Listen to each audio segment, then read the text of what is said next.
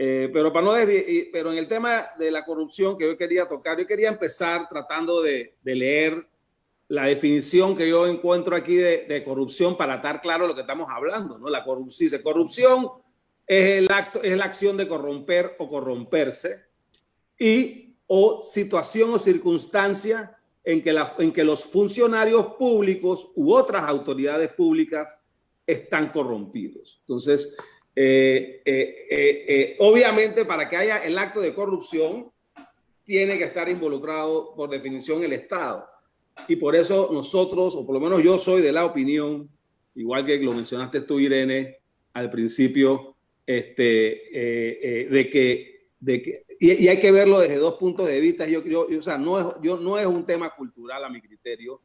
Yo no creo en que el hombre vino al mundo con un pecado original, una cuesta, y que por naturaleza se va a portar mal si no tiene a alguien atrás que lo cuide. Yo por el contrario, yo soy un creyente en el ser humano y en su bondad y en su capacidad de crear riqueza y felicidad para sí mismo y para los demás, ¿no? Pero la corrupción tú la tienes, yo la veo, o sea, para mí es más bien más institucional y de diseño del Estado. Institucional en el sentido de que tú requieres y tenemos que partir por lo menos de que el objetivo no debe ser reducir la corrupción a cero, porque eso es imposible. Eso es, por más que uno trate, siempre va a haber una manzana podrida, como lo hay en todas partes. Pero el objetivo más bien debe ser que haya certeza del castigo. Porque así, independientemente que si alguien se porta mal, pues va a pagar las consecuencias de sus actos. Y si la gente se da cuenta que si cae en la tentación va a pagar, o hay una gran probabilidad de que pague las consecuencias de sus actos, ahí va a haber una reflexión de no hacerlo de nuevo. Pero en países como los nuestros, y utilizando como ejemplo lamentablemente nosotros, desde el punto de vista institucional tenemos un órgano judicial que ya es obvio y notorio que ni siquiera defiende las garantías ciudadanas como está pasando en esta pandemia, ¿no? Mucho menos corretear actos de corrupción de las altas esferas del poder, porque si no, porque por esa falta de independencia. Y cuando lo hace, no lo hace por convicción de la ley, sino más bien lo hace como actuando de peón del gobernante de turno, y generalmente mira hacia adelante, no hacia atrás. Entonces, sí, eso no funciona porque no hay la certeza del castigo. Y ese se da, sobre todo, se refleja bastante en los casos grandes, más bien noticiosos. Pero hay otra corrupción que por lo menos yo como abogado la vivo diariamente, producto de la excesiva tramitología, la excesiva intervención del Estado en cada una de las facetas de la economía nacional, desde la forma, desde aquel que va a pedir un permiso municipal para poner un puesto de buhonería, hasta cualquiera persona que tiene que abrir una empresa de cualquier naturaleza, ya sea un banco, o ya sea una barrotería, o ya sea una zapatería, o una oficina de abogados, o lo que sea, el Estado se convierte más que en un facilitador, que debe ser su gestión natural, se convierte en un camino de cruces, en un camino de tropiezos, en un camino de obstáculos que no necesariamente los hace de maldad,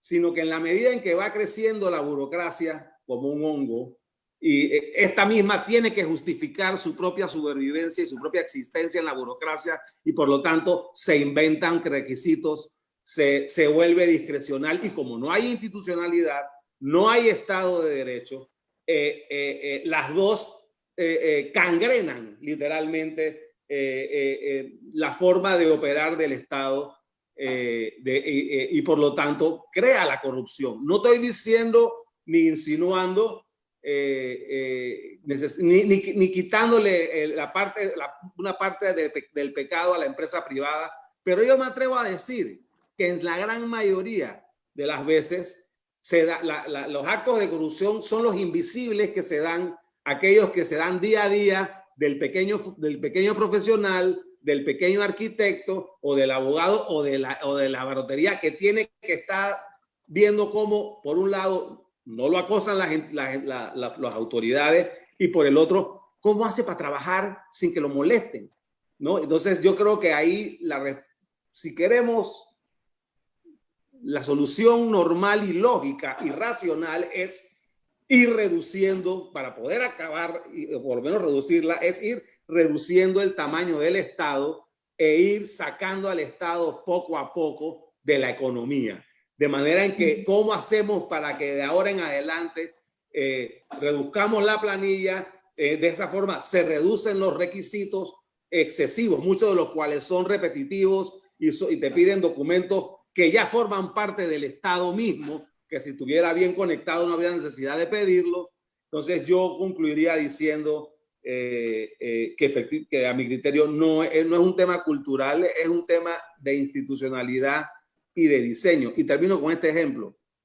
Hablando de Suecia, hay una ministra del gabinete, no sé qué ministra era, pero que tuvo que renunciar por el escándalo que significó que ella, teniendo una tarjeta de crédito dada por el gobierno, simplemente un día se fue a una farmacia, bueno, ya no hay farmacia, se fue a una tienda a comprar unos chocolates, compró 10, 12 euros en chocolates con la tarjeta de crédito del ministerio, y al día siguiente se lo sacaron en los medios. Desde el punto de vista legal pudo haber sido justificado, pero el grito de rechazo de la ciudadanía, porque la ministra, que tenía bastante buena reputación, por comprar esos chocolates que le costaron 12 euros, pues causó que tuviera que renunciar. Y eso tiene que ver también con los controles, ¿no? Así que yo lo dejo a ellos para mí. Te quiero hacer una pregunta, y bueno, o más bien una aclaración, y continuamos, ¿no? Ahí, en el caso de la ministra sueca, no sería un acto de corrupción, sería un abuso deshonesto de los bienes públicos del gobierno, o un mal uso de los bienes públicos, porque ahí no está pagando para conseguir algo a cambio, que es básicamente la esencia de la corrupción, ¿no? Cuando tú pagas para conseguir un favor, una dádiva. Pero les quería preguntar no pagaste algo. Los chocolates, puede ser que te beneficiaste, pero recuerda que, o sea, no pagaste los chocolates con tu plata. Y el funcionario sí, claro, es parte del principio de que solamente puede hacer lo que la ley le autoriza. Y si el totalmente. Estado me da algo que no es mi salario, sino una tarjeta de crédito, es como cuando yo tengo una tarjeta corporativa. Yo no puedo agarrar la tarjeta corporativa y comprarle un regalo a tu hijo. Al menos que sea un cliente que la pachanga sea mucho más barata que el negocio que está trayendo el cliente. Son dos cosas diferentes. Pero sí, pero yo quería decir desde el punto de vista de cómo las percepciones, yo creo que ahora nosotros estamos empezando a escandalizarnos, pero obviamente por cosas mucho más graves que comprar chocolates, ¿no? Claro, pero yo a esa línea les quería preguntar, ¿a ustedes no les parece extraño o no les llama la atención que empresas tengan que venir a hablar con el gobierno para instalarse, para abrir? Eso es extraño. Cuando empresas van a otros países, no hablan con el presidente. De hecho, ustedes a veces ni siquiera conocen los nombres de los presidentes de otros países. En el trópico, en toda América Latina, normalmente conocemos mucho los nombres de los funcionarios, y no de los funcionarios de primer nivel, sino incluso los de más abajo. ¿Por qué tiene que ir una empresa a arreglar algo con un presidente o con un ministro? ¿Por qué? Olvídate del trato preferencial. ¿Por qué? Los negocios tienen que ser fair play, tienen que ser de la misma forma para el que quiere abrir un carrito y vender chicha, como para un gigante tecnológico que quiere instalarse en el país. Las reglas deberían ser iguales para todos. Sí, Roberto Cedeño.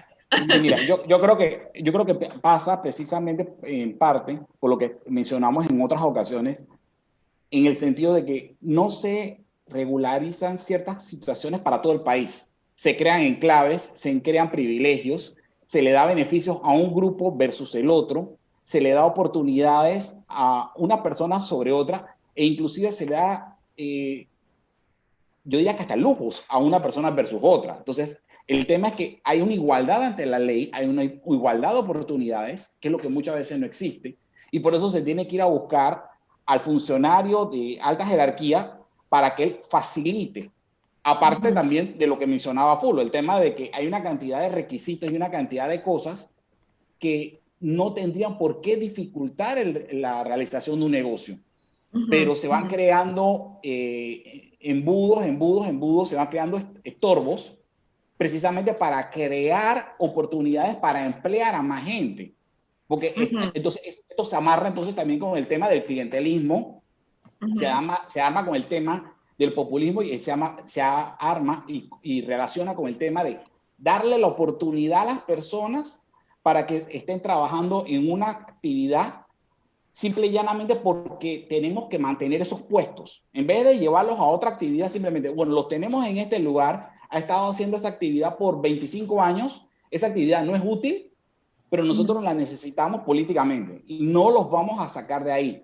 Preferimos que todas las personas que quieran hacer negocios con el Estado tengan que perder más tiempo, tengan que gastar más de su energía y volver inclusive al país menos competitivo con tal de mantener ese tipo de privilegios. Ese es parte del problema, a mi juicio.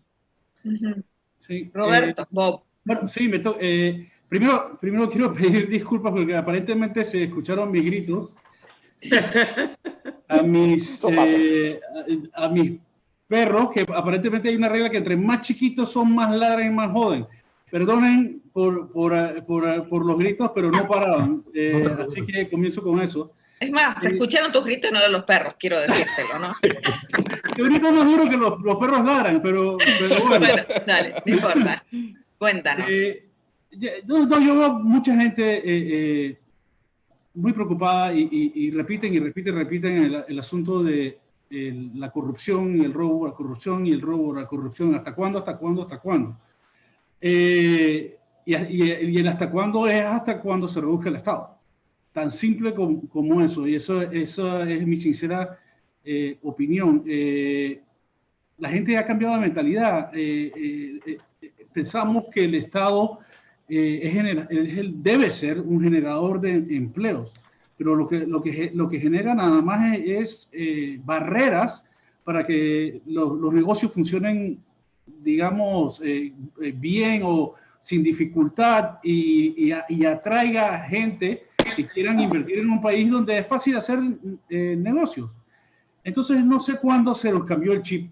Yo creo que fue por la borrachera del 7, 8, 9% de crecimiento que pensamos que este país aguantaba lo que fuera, ¿no? Aguantaba ir de 9 a 18 millones, de 18 a 24, billones, y ahora yo no sé en cuánto estamos, 29, 30, 31, no sé cuánto, en cuestión de 15 años.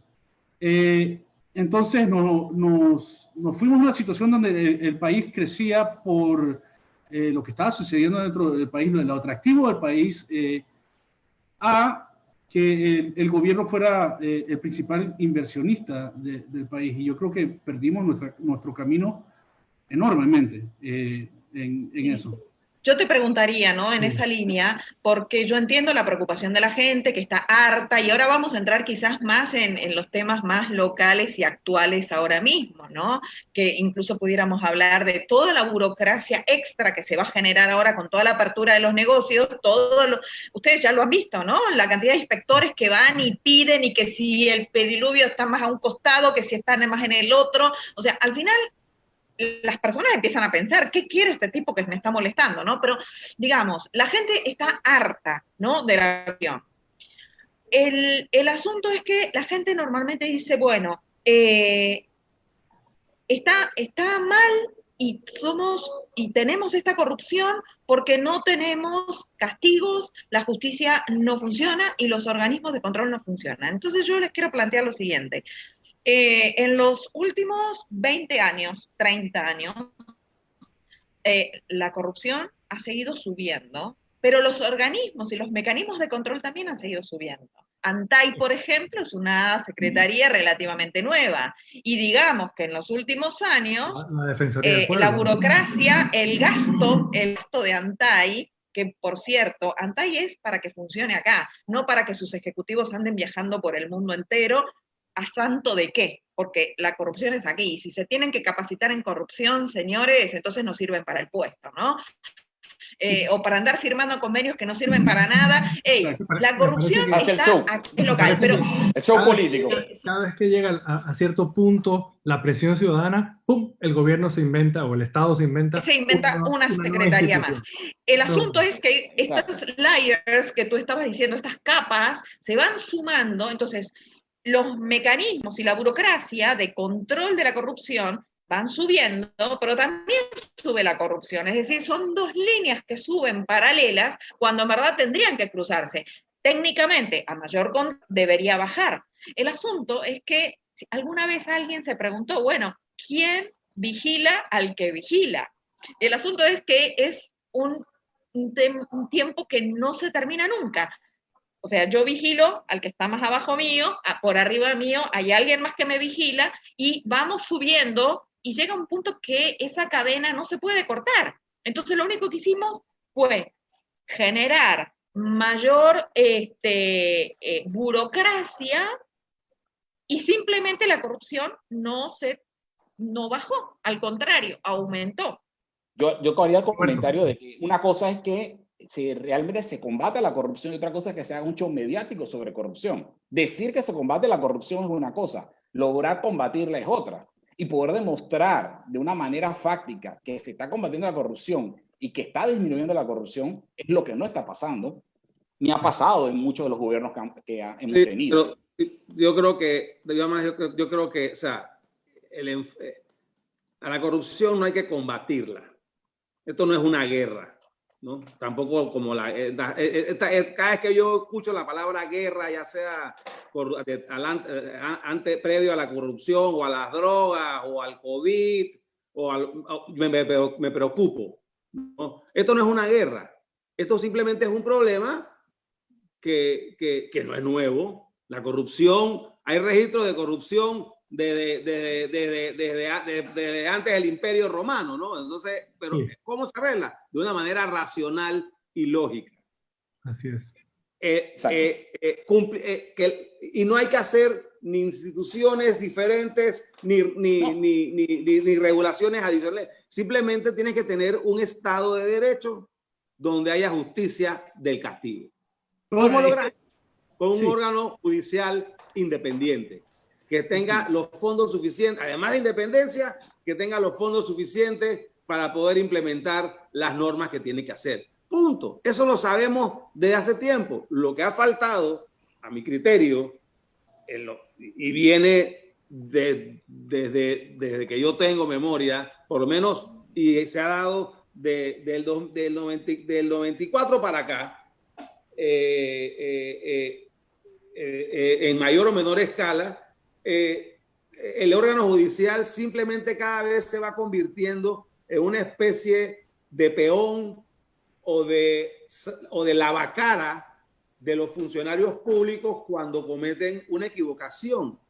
Porque y el problema más grave aquí que agrava la corrupción es que la Corte, los magistrados, la gran mayoría, desconocen su papel real. Y su papel real es no de proteger al funcionario de turno, ni a las arcas del Estado, porque las arcas, si es que tiene arcas, no son del Estado, son del contribuyente, pero también la Corte lo que está ahí es para defender precisamente a nosotros, al ciudadano del Estado.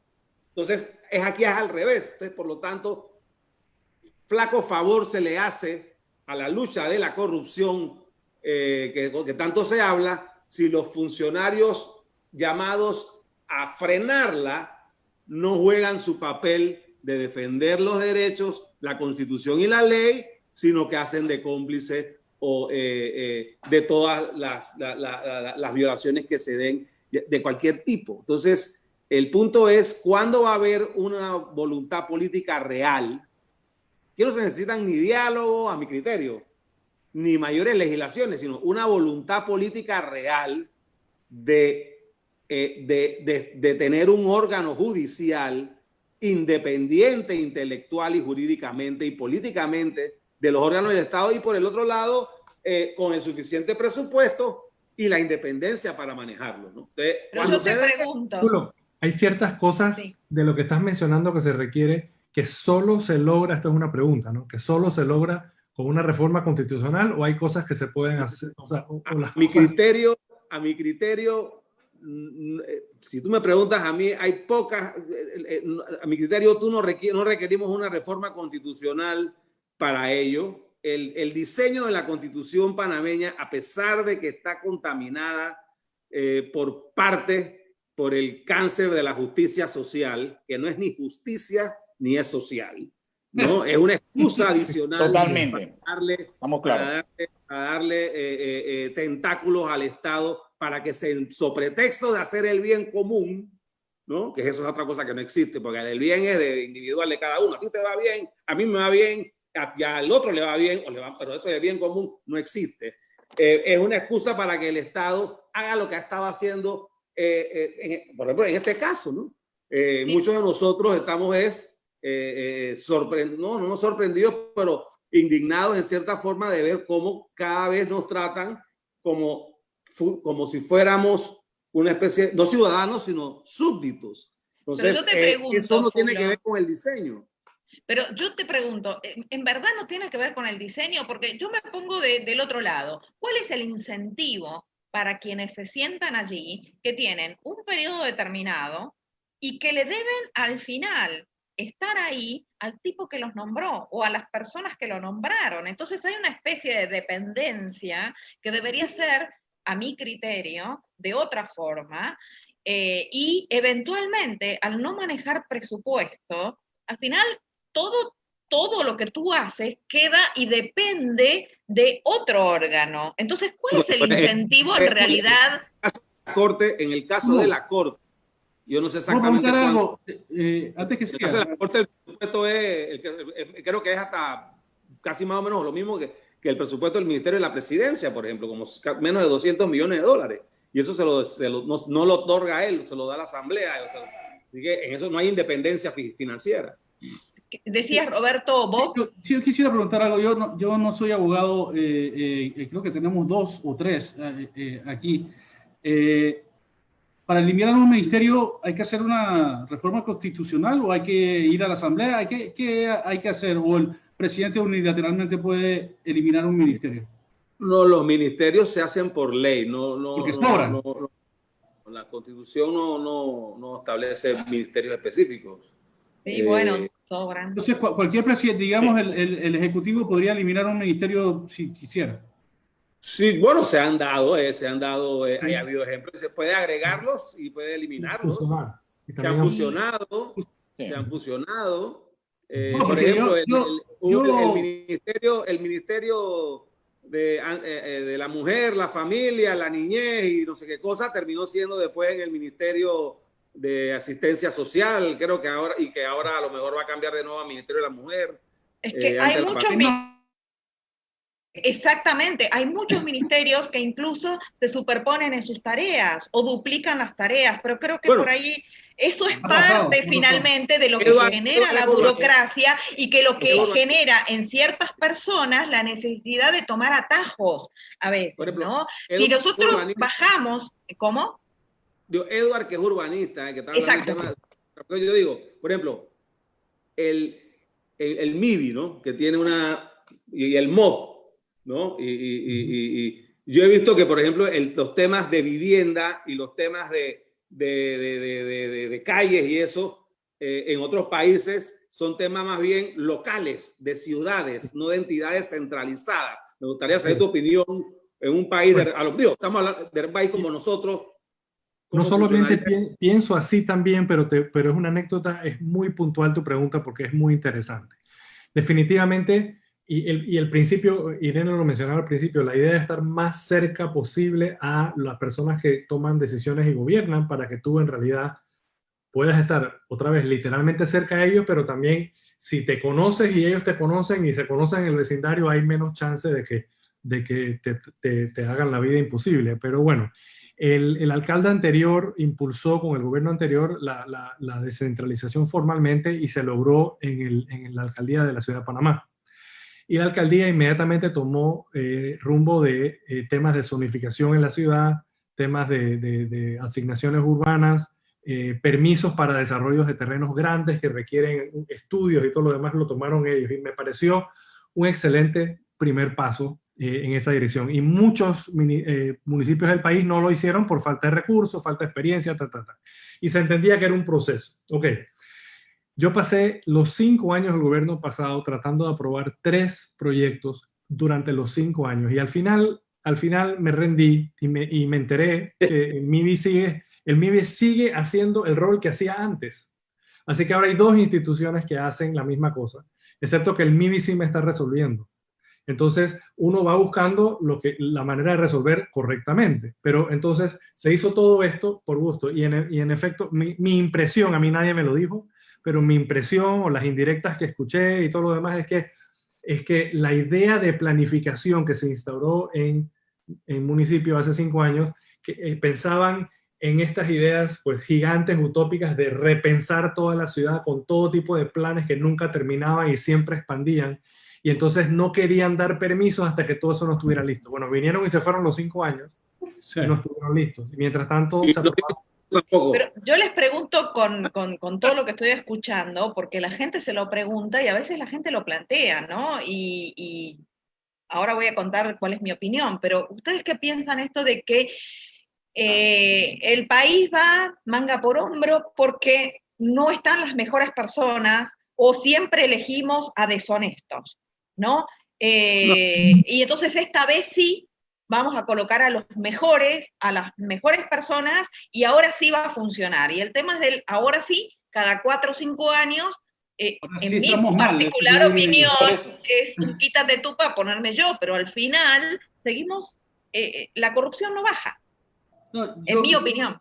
Eso de poner a la gente buena, yo lo vengo escuchando desde niño. No, eso no existe, en mi opinión. Eso no existe. La gente correcta o la gente buena, tú le tienes que poner esposas. Y estoy hablando de esposas de que los amarras y que no puedan hacer más de 3 vainas. Y eso se hace con una buena reglamentación y reglas claras. A mí me gusta. Yo voy a decir algo controversial porque en realidad no queda mucho que decir en este país más que no podemos ir en la misma dirección. Llevamos un montón de tiempo añadiendo capa sobre capa y pensando que la corrupción se acaba añadiendo más, y lo que tenemos que quitar, tenemos que achicar el tamaño del Estado. Porque cada vez que resulta que van a eliminar la corrupción, es un nuevo ministerio, un nuevo departamento, un nuevo esto, un nuevo lo otro. Y lo único que hacen es añadir más gente que aumenta la capacidad o la posible corrupción. El Estado. Yo creo que en este país tenemos que comenzar a pensar, porque a todos tenemos 15 años de que a los libertarios o a los liberales nos dicen que somos unos radicales porque pedimos achicar el gobierno y limitar el alcance del gobierno, y todo el mundo nos ha dicho, cállense, no molesten, dejen el país tranquilo que estamos creciendo bien.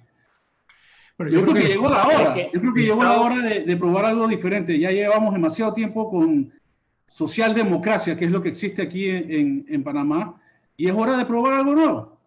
Sí, Roberto, yo no estoy a favor de las etiquetas de qué cosas si somos socialdemocracia, libertarios, etc. Los planteos son hechos. Si nos vamos a los países más transparentes y menos corruptos del mundo, son los que el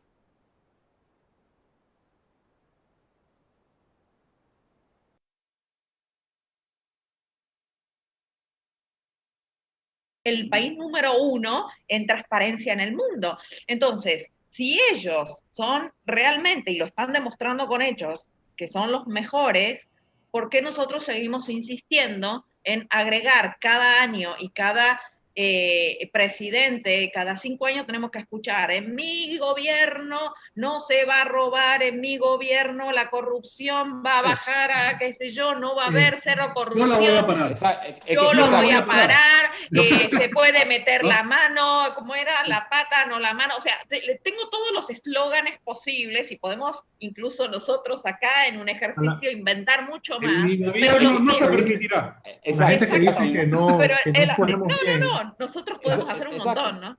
La gente que dice que no escogemos bien o que nos equivocamos a cada rato, yo le diría dos cosas. Primero, a mí no me gusta el término elecciones, a mí me gusta más selección, porque a nosotros nos dan la opción al final, cuando nos toca a nosotros, de escoger entre 3 o 4. Los que deciden quiénes son los partidos políticos, ¿no? Así que yo no es ir al supermercado, tú sabes, al Rey, al Super Extra y entonces con $100 a ver qué te compras, lo que te da la gana, y hay 4.000 opciones, y entonces escoges realmente lo que quieres. Así que, número 1, ya ese condicionamiento. Y en ese sentido, si sentimos que nos estamos equivocando tanto, deberíamos diseñar el Estado para que tenga el tamaño adecuado para que cuando escojamos mal, esas personas no puedan hacer demasiado daño. Tú sabes, el Estado... Yo creo que el tema es ese. O sea, al final del camino, lo que tú me habías mencionado, Irene, o sea, es el tema de las instituciones, más que de las personas. Saber que son instituciones bien diseñadas, son instituciones eficientes, son instituciones donde haya la mayor cantidad la mayor cantidad de eficiencia con la menor cantidad de personas posibles. Para con eso... Exacto. Y para cosas que realmente generen valor. Es decir, esto nos pone en el pensamiento, y los dejo a ustedes, ¿cuáles son las funciones de un gobierno? ¿Cuáles son? Bueno, si tú me preguntas a mí, Irene, si tú me preguntas a mí, y obviamente eso no es una cosa que puede hacerse de la noche a la mañana, pero si tú me ir de Panamá, yo creo que nosotros tenemos que ir por un camino donde el gobierno al final se limite. Primero que todo, yo creo en la separación del Estado y la religión, al igual que del Estado y la economía, por las mismas razones, ¿no? Igualitas, ¿no? Una religiosa y la otra económica. Entonces, ese debe ser, y cuando digo y ese debe ser el objetivo. ¿Cómo hay que ir en un plan a 15 años o a 10 años, yo no sé, o lo que sea, pero ir como uno lo va reduciendo y para que quede limitado al Estado, a mi criterio, ¿qué es lo que debe hacer? Seguridad, ¿no? Las fronteras, tener policía, nosotros no tenemos ejército, gracias a Dios, así que no tenemos que pelear con nadie, etcétera. Temas de seguridad, porque el Estado está para eso, para cuidar nuestras garantías, nuestros derechos y nuestras propiedades cuando se ven o cuando alguien ejerza fuerza contra nosotros. El Estado no debe ejercer fuerza contra nadie originariamente, sino solamente en defensa de los derechos de un ciudadano, ¿no? Entonces, por otro lado, se debería limitar nada más a temas de seguridad, a la justicia y al temas de justicia, y de repente cierta tramitología mínima para proveerle al Estado de ciertos ingresos para mantener una burocracia mínima, y no quiero decir mínima, la requerida de acuerdo a su tamaño y necesidades. El problema aquí es que cada vez, sobre texto de la justicia social, ¿no? Que ese es uno de los motetes más repetidos hoy en día por la progresía mundial, se le quiere dar al Estado deberes. Dices, es deber del Estado cuidar de la salud de los ciudadanos. ¿Quién dijo eso? ¿Dónde está eso? Si tú no te cuidas, te vas a morir más temprano que tarde. Eso el Estado no está para cuidarle la vida, no está para cuidarle la salud a nadie. Queremos que el Estado nos eduque. El Estado no te educa. Te tiene que educar. ¿Qué es el Estado al final? ¿Qué es el Estado? El Estado, ¿Qué es el Estado? El Estado es una ficción, yo llamo una ficción jurídica que la componen personas como tú y yo, no marcianos. Exactamente. No, pero hablando de justicia social me da risa, ¿no? Los sacerdotes del reino de Strings, ¿no? O sea, son ciudadanos. Entonces, yo creo que el shift está en la mente nuestra. Tenemos que entender. Y eso no quiere decir que lo que estamos aquí no creamos en la solidaridad ni creamos en la caridad, porque eso no es lo que estamos hablando. pero la caridad tiene que ser privada porque... Yo creo en la solidaridad A nivel pero personal. la caridad. La solidaridad es voluntaria. Pero no la dependencia. Ok. Que es voluntaria, no puede ser obligatoria. Y Exactamente, pero justamente... sobre texto de esa justicia social, ¿no? Cada vez nos meten la mano en el bolsillo más profundamente, ¿no? Que gobierno tras gobierno. Aquí se han hecho 95 reformas al Código Fiscal desde 1990. Eso es un research que hice yo y lo paré en el 2000 en el gobierno de Varela, no he seguido más. 96 reformas al Código Fiscal, todas para buscar recaudar más plata, pero para limitado sostener a la economía formal. No se ha hecho absolutamente nada para ir a la economía informal. Entonces, porque al final es el menor esfuerzo.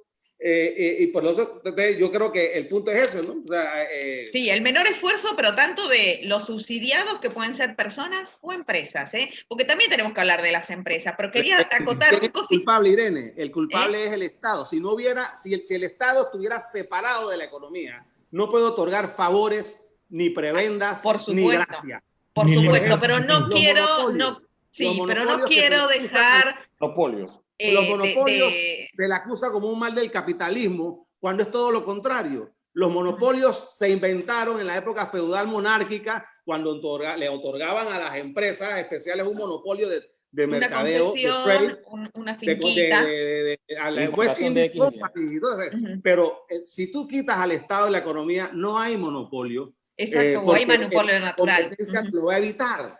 Exacto.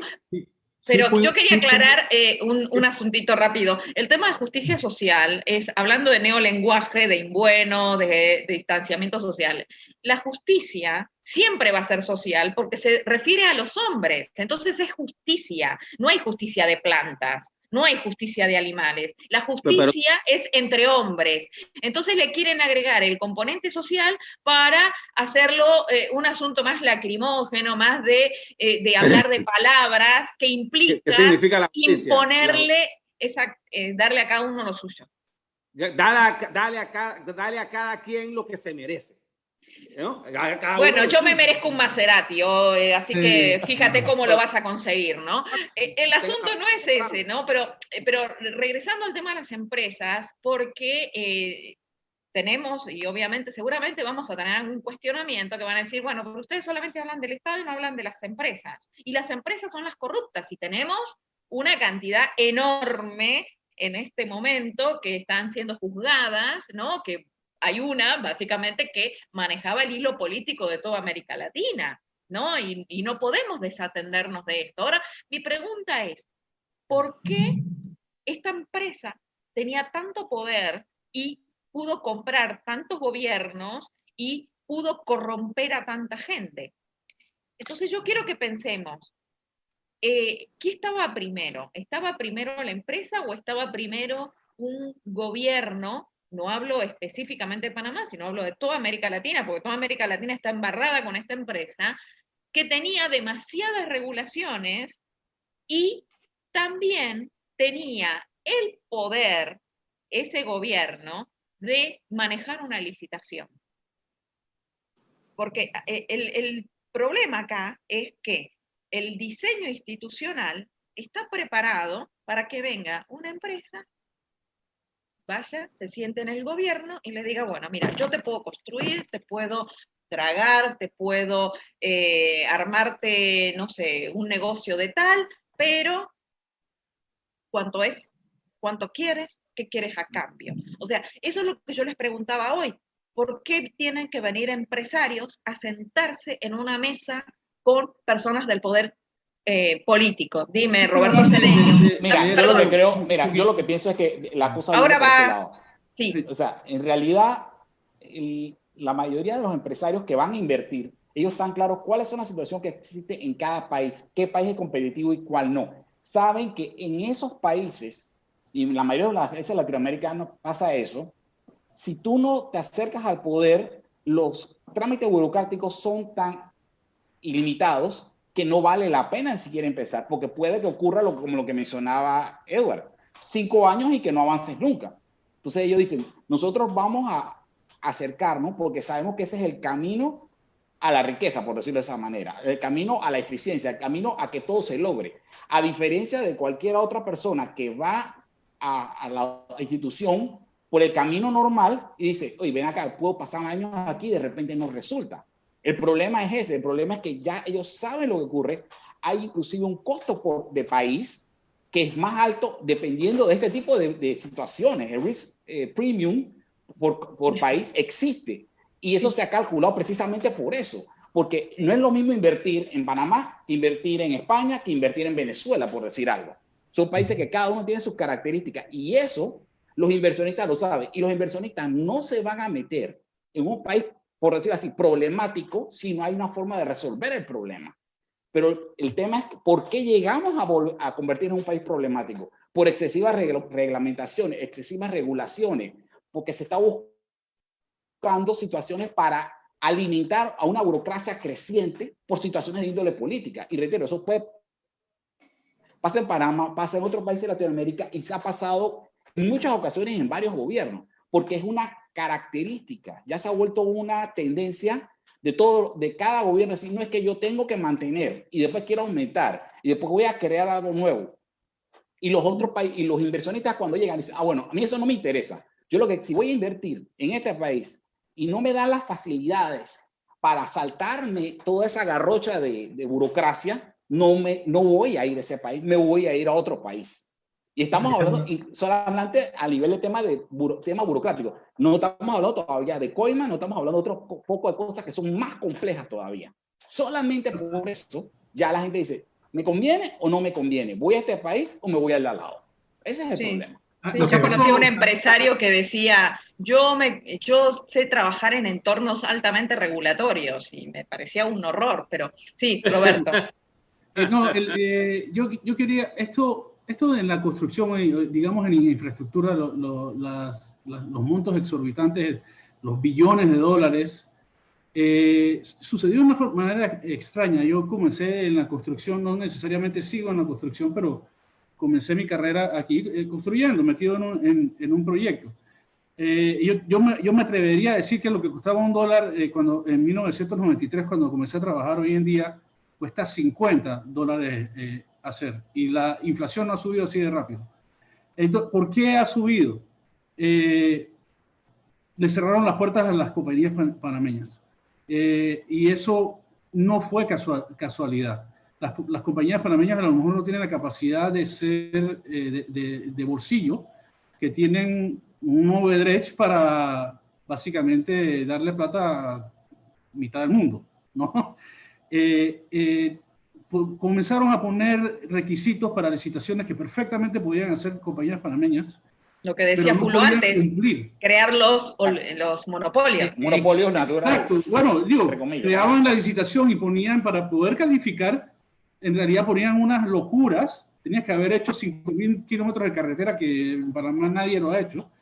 Entonces, ¿quién era el único que tenía eso en su hoja de vida? Odebrecht. Y desde que eso comenzó, los costos de construcción de infraestructura se han disparado. Eso es una parte del problema. Aquí en Panamá tenemos compañías capacitadas para hacer todo lo que hemos hecho en los últimos 15 años. Y nos excluyeron. Exacto. Entonces seguimos pensando y seguimos dando ejemplos de que el tema no es cultural, sino que realmente es de diseño institucional. Si el diseño no estuviera preparado para que viniera una compañía y se sentara con una maleta frente al poder político y arreglaran ahí en una habitación un cuarto oscuro del cual nosotros nunca nos vamos a enterar, sino 20 años después, 10 años después, entonces obviamente tenemos que modificar el diseño institucional, tenemos que hacerlo mucho más transparente, tenemos que hacerlo mucho más eficiente, tenemos que quitar entonces los posibles pequeños puntos de conflicto donde dos seres humanos ponen su precio. O sea, hay algo acá que es horrible decirlo, pero eventualmente todos nosotros tenemos un precio.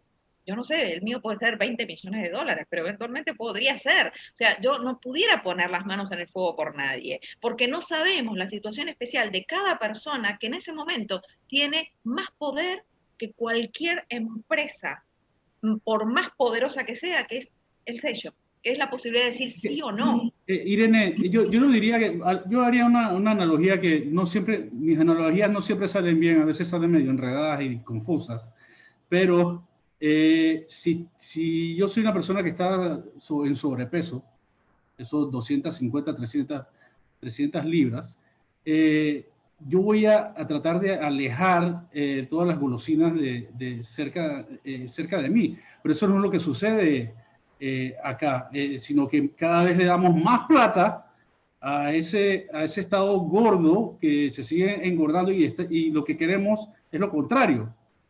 Que se adelgace, que sea más chico, que sea más eficiente, que robe menos.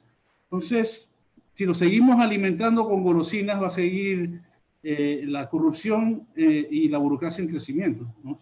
Yo sí creo que hay algo cultural, yo no creo que lo define, yo estoy del mismo punto de vista que ustedes, pero hay un tema cultural, el juega vivo panameño estoy seguro que tiene un rol sobre todo eso, la coladera en las filas, estás haciendo tu fila en el semáforo y viene otro y quiere ponerse enfrente tuyo, y la tirada de la basura por la ventana del carro y todos los ejemplos que conocemos, hay algo que probablemente como mínimo hace más fácil, ¿no? Que ¿Tú te acuerdas, Eduardo? ¿Te acuerdas el ejemplo? ¿Tú te acuerdas el ejemplo de esa anécdota que decía que le llegó del panameño que en la época de la zona del canal, cuando estaban todavía cerca y había que, para entrar a Albrook y a Balboa, había que pasar por la garita y no sé qué, para tomar allá el McDonald's, decían una anécdota de que por qué el panameño entra en su carro y con la bulla a todo meter, chupando pinta y tirando las cosas por afuera de la ventana cuando pasaba por la 4 de julio, pero cuando entraba a Balboa para ir a la zona del canal, bajaba la música, no dejaba de tomar en el carro, se portaba bien, iba a la borera de Balboa, comía y ponía la basura en su lugar, no la dejaba en la mesa como lo hacemos aquí en los malls de Multiplaza y todo el mundo, y eso y no se pasaba el alto ni la luz roja. ¿Por qué? Porque él sabía que si en Panamá lo hacía, podía dar un salve y a lo mejor pasaba. Pero allá adentro le iba a pasar certeza el castigo. Entonces sí, bueno, pero ese juega vivo, yo creo que no más que un juega vivo natural, el ser humano reacciona el ser humano reacciona por incentivos, ¿no? Exacto. Y los incentivos pueden ser buenísimos como perversos. Y si tú estás viendo que puedes hacer lo que puedes hacer sin que te pase nada, no tienes mayor incentivo, no tienes un incentivo mayor de no hacerlo. Entonces, ese ejemplo, esa anécdota que la he escuchado, no sé si sea verdad, pero yo creo que refleja mucho, y lo ves afuera cuando el panameño viaja, ¿no? El panameño cuando va a Nueva York o va a otro lugar se porta mucho mejor que cuando está acá. Pero entonces el problema, en verdad, no son las personas, es las reglas de juego que no son claras. Que sean aplicables para todos. Exactamente, y los incentivos, porque lo que se crea con tanta burocracia es que, ¿sabes qué? Un sálvese quien pueda. Es una sociedad que está totalmente atomizada y está cada uno tratando de ver cómo me salvo. Entonces, y cada día va a ser más difícil, yo creo también, porque no es que uno ande obsesionado con los organismos internacionales, pero organismos como la ONU no ayudan, empeoran la carga, porque ellos son con sus ODS y sus cuestiones de transparencia, no corretean la corrupción. Lo que hacen es crear más burocracia. Crear capas adicionales de burocracia. Llámalas libertad de género, llámalas igualdad. Exactamente. No meritocracia, sino privilegios. Llamar cambio climático, y eso no quiere decir que aquí nosotros somos unos destructores del clima. Yo hago deporte al aire libre y soy finquero, así que eso no tiene nada que ver, pero una cosa es crear en el ambiente y otra cosa es de querer destruir todo sobre pretexto de salvar un Dios que se llama ahora clima. Entonces, el problema es ese, que el ejemplo que nosotros tenemos que mandar un mensaje muy fuerte, porque además del atractivo natural de la burocracia criolla, La burocracia de afuera, internacional, la buena, las que supuestamente son los buenos, que imbuenos no quiere, son los que promueven todo eso, ¿no? Bueno, pero fíjate que justamente lo que pasa ahí, que es un... Y van a redactar otra constitución. Que vamos a hablar, ¿no? Son los que tienen en nuestras manos la constitución.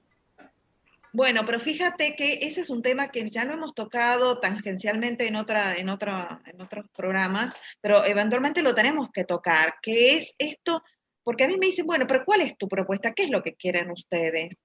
Nosotros, en verdad, lo que queremos es que no queremos nada, no queremos que nos impongan, que nos digan cómo tenemos que ser buenos, que nos digan cómo nos tenemos que comportar. O sea, la idea justamente es que dejar a una sociedad que fluya, pero dentro de un marco con reglas de juego claras, muy fuertes, de comportamiento muy estricto, pero que sean reglas claras, transparentes para todos, ¿no? No un montón de reglas que no conoce nadie y que terminan siendo totalmente flexibles y discrecionales. Entonces, el problema no es de las personas, el problema es del diseño institucional y cómo están colocados los incentivos. Si el incentivo está colocado, está puesto en forma de ley para que las personas eventualmente traten de pasarse esa ley para lograr una construcción más rápida, para lograr un camino más rápido, para lograr un acceso a su quintita, para lograr que le bloqueen a las otras empresas de la competencia. O sea, finalmente lo que logramos es una sociedad que se va corrompiendo cada vez más en pequeñas circunstancias y en pequeños pedazos que hacen una sociedad corrupta finalmente, porque este es el entorno en el cual uno se puede manejar, porque si los incentivos no son claros, si las reglas de juego son absolutamente asfixiantes, poco conocidas, son reglas oscuras, entonces lo que uno hace es, hey, yo me tengo que salvar. Es una sociedad finalmente donde las personas no alcanzan un grado de civilización como el que pretendemos todo el tiempo y con el que queremos mirarnos, son nuestros países admirados, todo el tiempo hablamos, ¿no?, de Suecia, Dinamarca, ¿no? Pero ¿y qué hacemos para eso? Entonces, pensamos que con más controles, con más Estado, ¿no?, que falla todo el tiempo, pero todavía seguimos pidiendo más Estado. Entonces, lo que tenemos que pedir... Es una contradicción enorme que tenemos aquí en Panamá. La gente dice... En todos lados, hay que bajar Roberto, en todos lados. No es en Panamá, es en todos lados. En todos lados. Bueno, yo escucho a los panameños, así que yo pensaba que era aquí nada más, pero me imagino que en todos lados.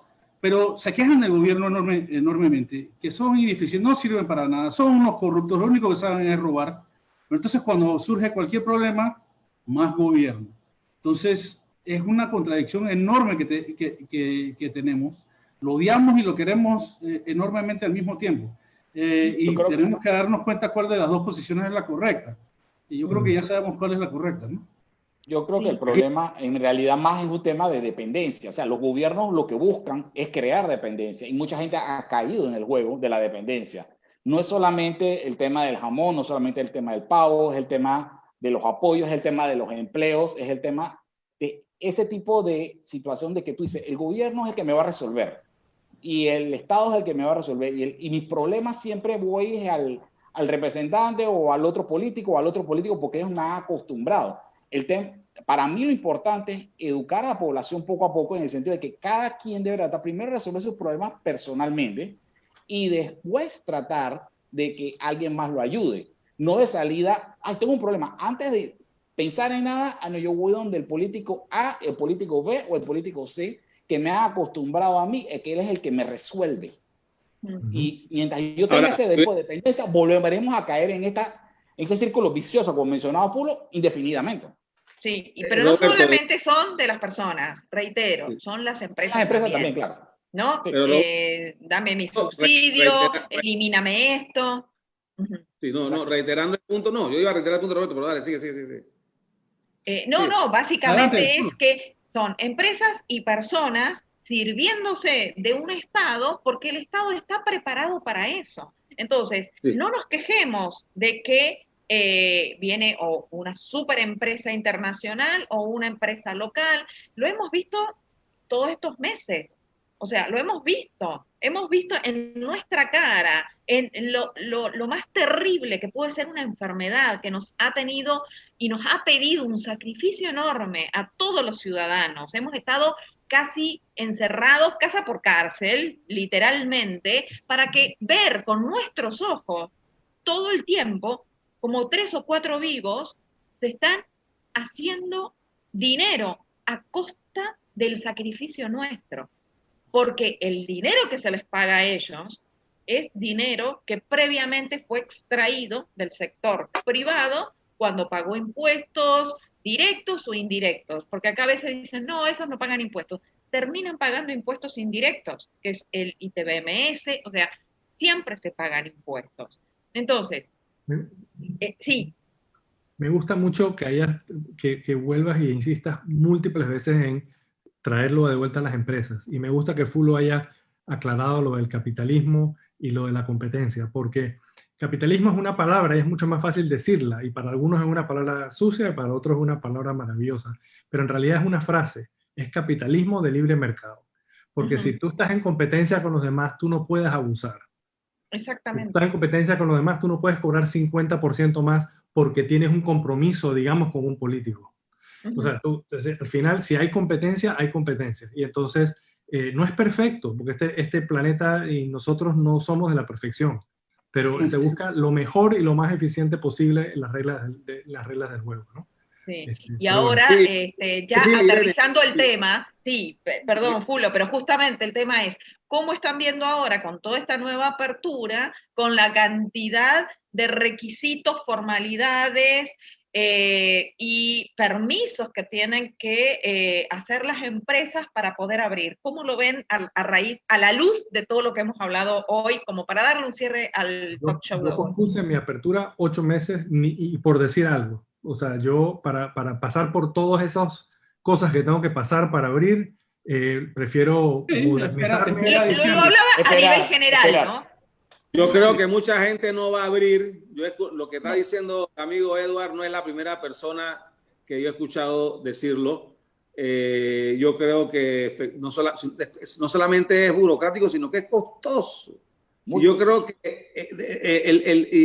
el gobierno debiera dar una información de cuáles son las recomendaciones que hay que tomar y cada empresa debiera aplicarlo a su imagen y semejanza dentro de sus posibilidades y necesidades. Porque yo estoy seguro, no estoy seguro, estoy totalmente seguro, lamentablemente hay que convencer de eso a los amigos del sector público, de que ni el empresario más grande, desde el más grande al más chico, ninguno de esos, ni los que están en el medio, le interesa que sus colaboradores se enfermen ni que sus clientes se contagien, porque si no cierran.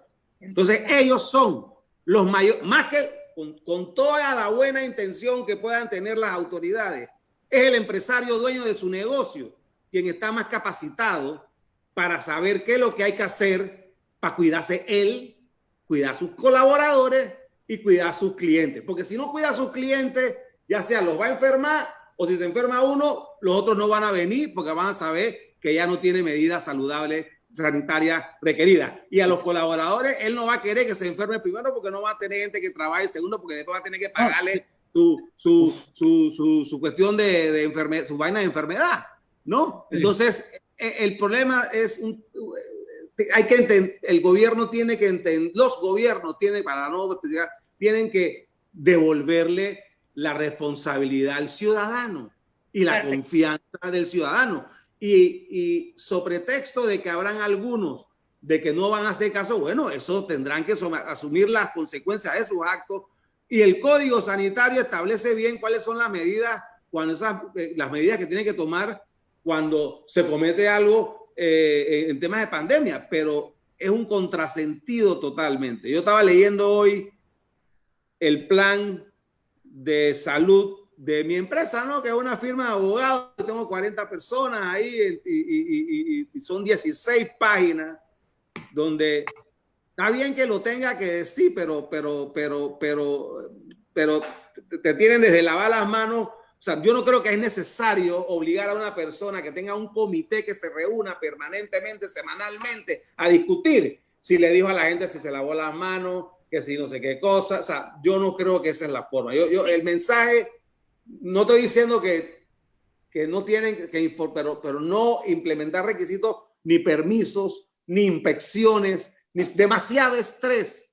No, pero olvídate de eso, yo lo estoy enfocando a raíz del tema que hemos tocado hoy, ¿no? ¿Qué garantiza que un inspector mire para otro lado y haya empresas que directamente ni siquiera le impongan nada? Entonces, el asunto es, ¿realmente esto contribuye en verdad o probablemente estemos generando mayores focos de corrupción a futuro? ¿Cuántos inspectores estarán dando vuelta por un montón de empresas? En algunos casos, nada más que para poder presionar. Eso lo salió en un periódico en estos días. Porque dijeron, una persona dijo, yo me sentí, sentí que me estaban buscando un salve, ¿no? ¿Cómo? No hay suficientes personas en Panamá para vigilar de esa manera a todas las empresas que tienen que abrir. Es imposible. Entonces, ok, se van a sentir mejor los burócratas, van a decir, bueno, yo les dije, o yo les... Los políticos. Los políticos, esos. Pero yo pregunto nuevamente, porque ya estamos terminando el programa, ¿no? ¿Cómo lo ven de acuerdo a lo que hemos hablado? O sea, podremos estar con todas las buenas intenciones, al final generando un resultado inverso, que llevemos a la calle una cantidad de inspectores y de personas que en verdad, en vez de buscar el objetivo final, que es la salud pública, estén buscando cómo se la rebuscan ese día para llevar un extra a su casa. Sí, pero no solo la corrupción que se puede surgir de eso, sino que lo que dijo Edward, es perfectamente una opción del empleador esperar, ¿no? Yo espero hasta diciembre, hasta que me quiten todas estas vainas encima. Y entonces, buenas intenciones traen pésimos resultados y la gente que piensa con el corazón nada más, usualmente no ven las consecuencias de sus acciones. Bueno, por eso somos imbuenos. Exacto. Por eso somos imbuenos, exactamente, estamos dejando el corazón un poco de lado y estamos focalizándonos más. Sí, en verdad hay que dejar el corazón, la gente piensa que el corazón es primordial. No, quiere con el corazón, pero piensa con el cerebro, no puedes pensar con el corazón, ¿no? Dejar de manipular. Bueno. Exactamente, bueno, vamos a dejarlo aquí, nos pasamos un ratito, pero lo cierto es que también hoy empezamos un poco tarde, pedimos disculpas por los gritos, por los perros de Roberto también, y bueno, nos vemos la semana que viene, vamos a estar tocando, vamos a continuar un poco con esto, ver un poco el tema de la educación, ver cómo nos está yendo con este tema de la pandemia, y bueno, nada, imbuenos, sigan siendo imbuenos, ¿qué significa? Critiquen, analicen, piensen y no se queden con lo primero que les dicen. Gracias, nos vemos.